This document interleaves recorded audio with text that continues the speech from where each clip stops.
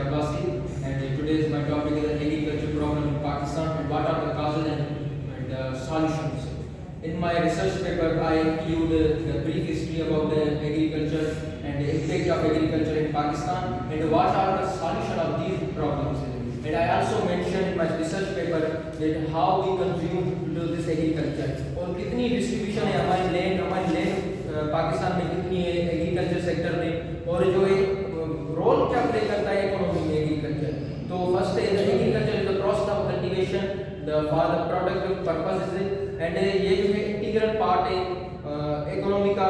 48% लोग हैं ये उसमें जो है काम करते हैं. सो इस इनकी सैलरी के लिए इनके सर्वाइव के लिए ये जो पोर्शन है ये बहुत ज़रूरी है. तो दूसरी जो हेडिंग्स है वो है ये role of agriculture in economic development है.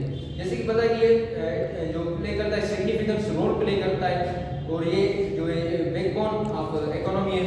इसमें ये जो प्रोवाइड करता है लोगों को बेसिक इंटीग्रेट्स और रॉ मटेरियल फॉर इंडस्ट्रियलाइजेशन, जिसमें 3 हेडिंग्स आ जाती हैं इसमें कि food source of food supply. जिस डे बाय डे हमारे जो कंट्रीज हैं उनकी पॉपुलेशन इंक्रीज होती जा रही है और जो है फूड की डिमांडिंग है वो इंक्रीज होती जा रही है.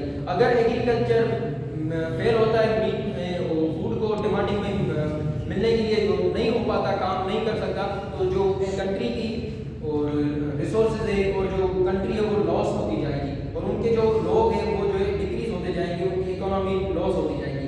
दूसरा है कि प्रीरिक्विजिट फॉर रॉ मटेरियल, लाजमी है रॉ मटेरियल. ये जो एग्रीकल्चर डेवलपमेंट से ये जो रॉ मटेरियल ये प्रोवाइड करता है